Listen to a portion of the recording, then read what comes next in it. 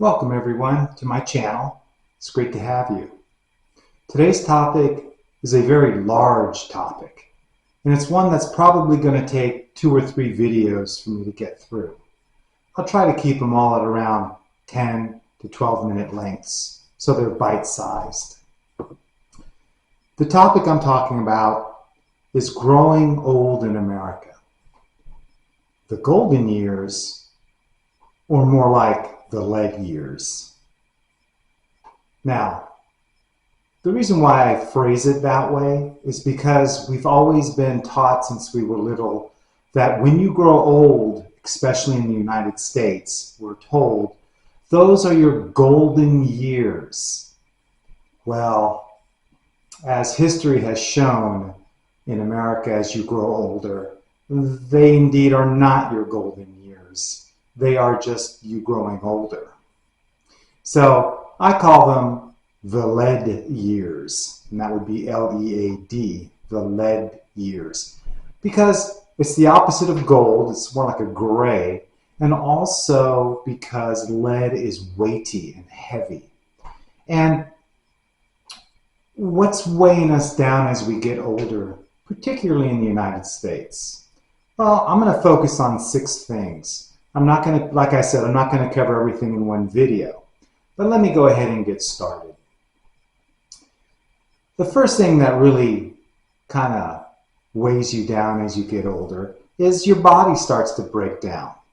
Your knees, your hips, your hands, your back, and other parts. It's just the process of aging. And we can do what we can to delay the effects. And, we can exercise and we can eat good and do all the stuff we need to do. But the bottom line is it's coming for you, and your body will break down. Another thing that kind of weighs you down as you grow older is just ongoing worry. You're told that, okay, when you turn 65, you can retire and you qualify for Medicare here in the United States. And then with Medicare, it'll take care of your medical needs and you'll be okay. You'll also get Social Security, a process that you've paid into your whole life, and now you're going to start getting money from it as early as 62, or whenever you decide to take your Social Security. So on paper, that sounds great, but in reality, it's not great. Medicare, at best, is just okay if you look at parts A and B. You get Part A for free if you qualify, but it doesn't cover everything. There's plenty of gaps. That's essentially your hospital coverage. Part B is your doctor coverage, your outpatient visits. It's when a doctor comes into the hospital, administers like cortisone injections, things like that. That's all covered by Part B. But there's a premium attached to Part B that you pay every month. And it fluctuates, but it's between $160 and $170 at this point. It tends to go up incrementally yearly, although this year it actually went down a little. So that doesn't cover everything either. So there's just ongoing worry. So people who are of Medicare age, mainly 65 and older, they start to worry, what do I need to do to be more covered, since Medicare won't cover me for hospital care, 100%. And they look into things called Medicare Advantage plans. And they look into stuff called Medicare Supplement plans, Medigap plans they're called. And this video is not about going into any of those kind of plans, but those plans also have things you have to watch out for. There's a lot of gotchas involved with those plans as well. So I say it for this video just so you can understand that constant worry is happening, because as you get older, you're worrying about what can I afford for Medicare coverage, what can I afford for, to ensure that I'm getting covered 100% or as close to it as I can. What do I have to pay monthly? Because you're still going to have to pay. even when you have Medicare. So it weighs you down. And in the United States, it's particularly burdensome. What else weighs you down? Well, do you know that 9 million Americans over 50 have student loans that they're trying to repay? That's about 20% of the 43 million or so total number of people on Medicare. I mean, not Medicare, but that have student loans. So of the 9 million folks over 50 that have student loans, this is a huge burden. And it's one where it's very hard to pay that back. And a lot of these folks just didn't take out this loan for themselves. They were basically a co-signer on a grandchild or a daughter or a son. And they basically, through really no fault of their own, got saddled with the burden of repayment because they put their signature to the loan. Now, some of these folks did take out their student loans for advanced education as well. I mean, you know, it's a mix.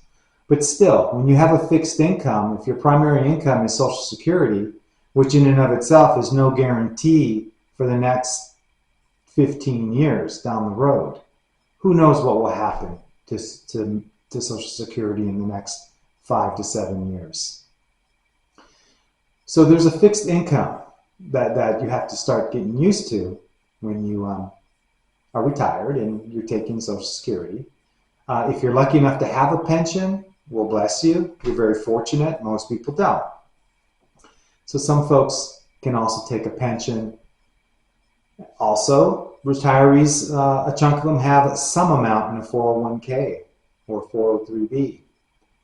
And that's nice, but it's generally not a whole lot. Unfortunately, 40% of all retirees really don't have much to speak of in the way of a 401k at all. Excuse me. So basically, what I'm trying to get at is you're weighed down. This is another thing that weighs you down. It's the fixed income aspect of living the rest of your life. And that's really tough, especially if you're starting to break down physically and you're starting to experience the lead years for sure. Another thing that seniors constantly have to watch out for, and that is predatory family members and so-called friends. It's a sad aspect of life, especially in the United States, but believe me, it happens all the time. Grown children of many retirees, all they want is money. They want their mom's money. They want their dad's money. If one of the spouses, one of the parents has passed away, it's often seen as a great opportunity to force mom, because it's usually dad that dies first, right? So it's forcing mom. They force mom to sell the house, and they want their particular share, meaning the grown kid. They want their share of the house money, and they want it now. Well, where's mom going to live? What's mom's long-term plan? Often things are just, not given the due foresight that things need and the forethought that things need. They're just not given to the surviving elder parent.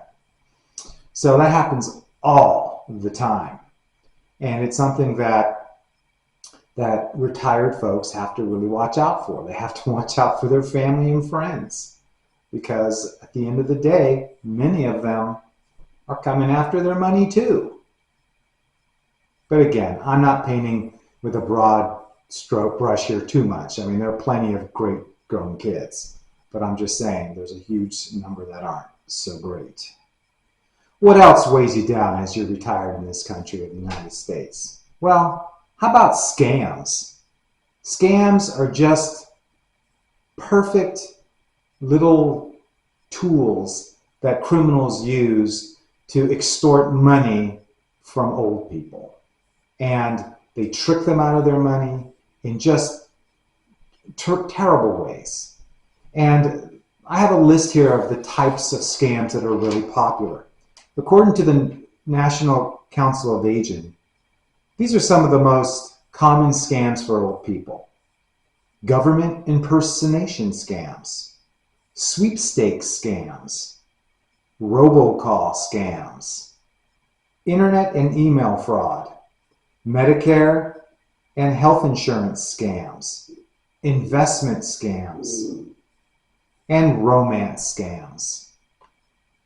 There's also a couple others that are, there's one that's really insidious, and that's called the grandparents scam. And what that means is you'll get a call from a person who sounds like a grandkid, like a grown grandson or granddaughter, and they say, hey, grandma, I need $4,000 right now because I'm in jail and I need to post bond, post bail.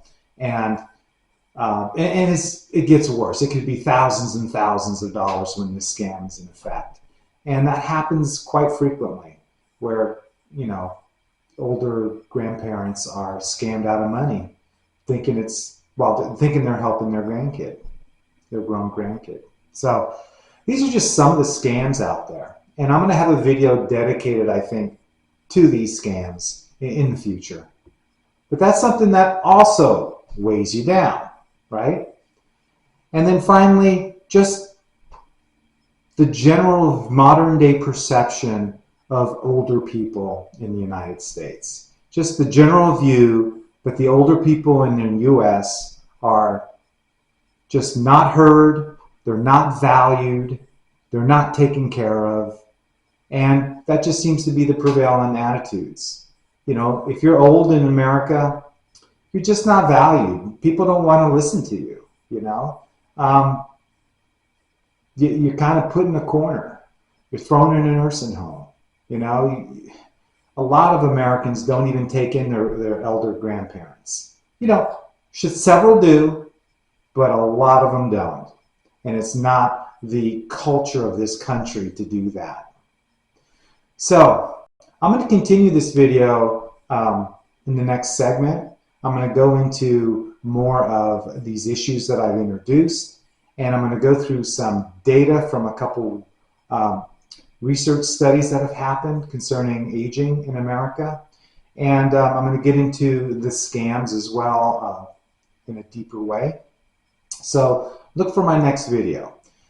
Please like this video, please subscribe, and please comment. What are your thoughts on aging in the US, on getting older? Are you in agreement with what I'm saying? Do you think I'm far off base here? What are your thoughts? Let me know, okay? And I'll see you in the next video.